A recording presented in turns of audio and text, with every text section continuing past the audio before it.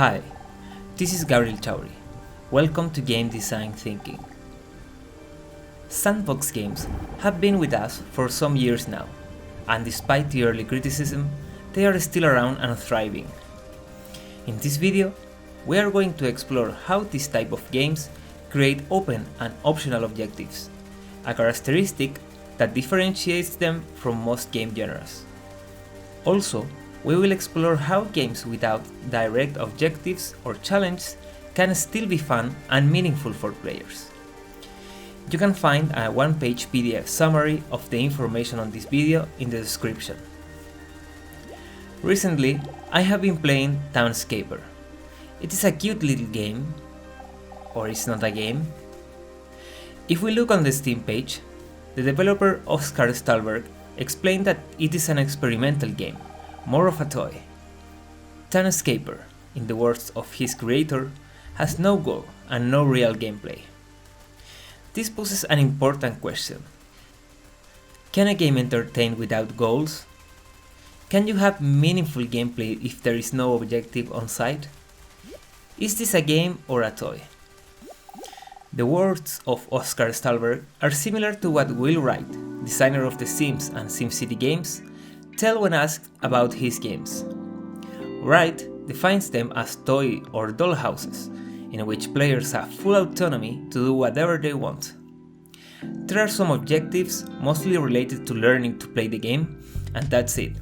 You are on your own. There is a big catch here, that we are going to explore in a minute, but first, let's start with some definitions that will be important to understand the information on this video. Although I am not a big fan of definitions, it is important to know what is a game, what is a non-game, and why some game designers have defined their games as toys. First, a game is a very difficult concept to define.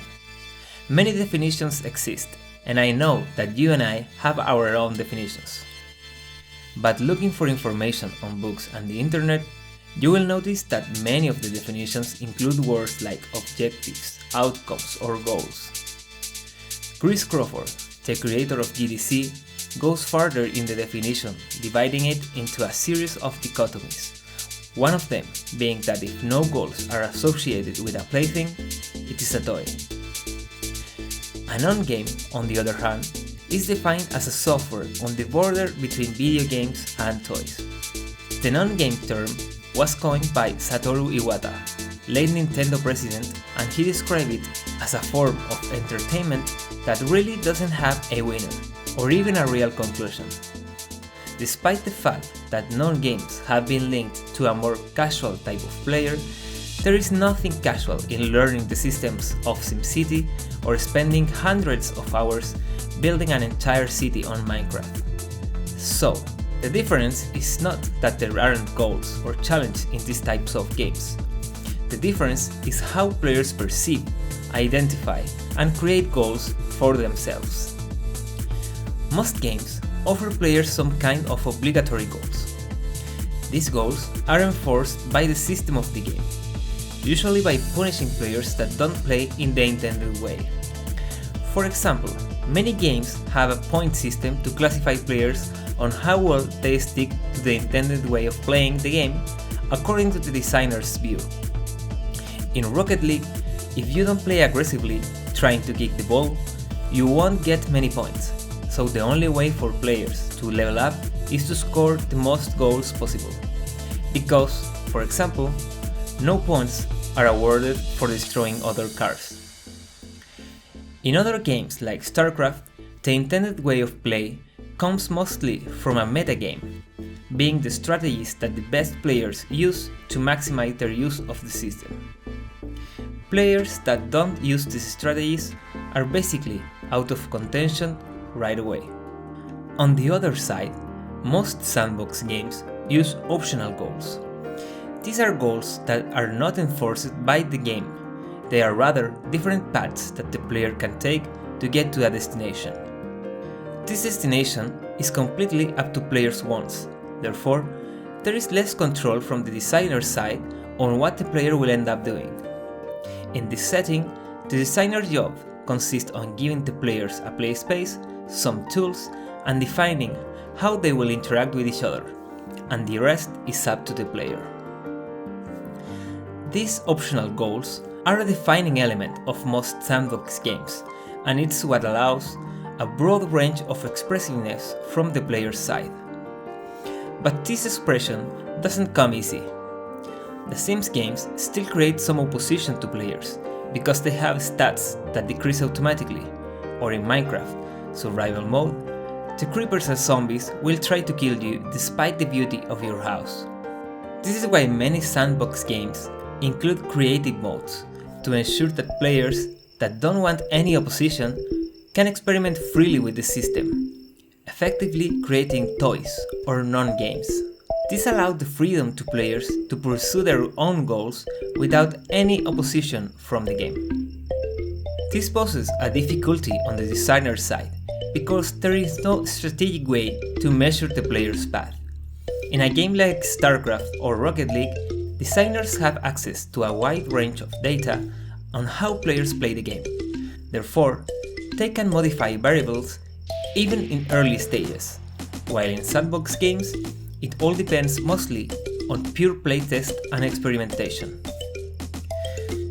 So, if you want to create a sandbox game that displays a big amount of freedom for players to experiment with the system of the game, there are some things that you have to consider. The downsides are mostly on the designer's side.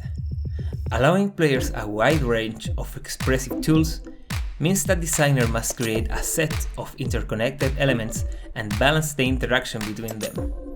For example, in Minecraft, all elements have a toggle to decide if they are flammable or not, and flammable objects have a level of flammability from 0 to 100.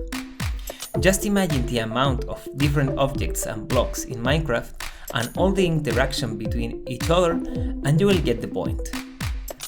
On the side of the player, the main downside is that getting a good grasp of the game will require many hours of learning and experimenting with the system of the game.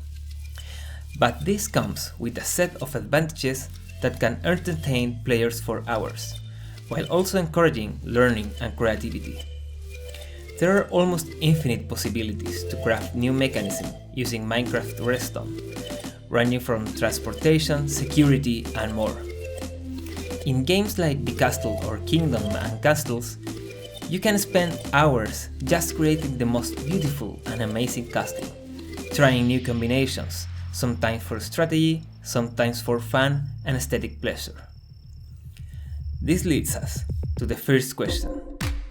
Is Townscaper a game or a toy? Does it have objectives? Is it entertaining at all? Well, I can assure you that just by watching the preview, I had some objectives in mind. Some more technical, like how tall can I build? Other more aesthetic, like trying to create an amazing city with buildings of a specific color, form, and such. This kept me hooked for hours, just creating cities and taking pictures. I had a ton of joy playing this non-game.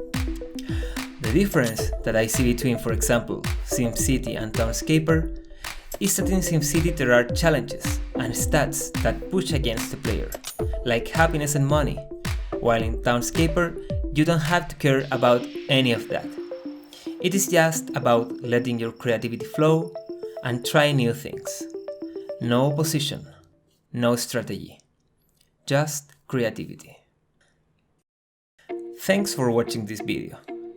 You can follow the link in the description to get your one-page PDF summary of the information on this video and receive all subsequent summaries on your inbox. It is totally free, as is subscribing to this channel, activating the bell, and leave a big like. Thanks for watching.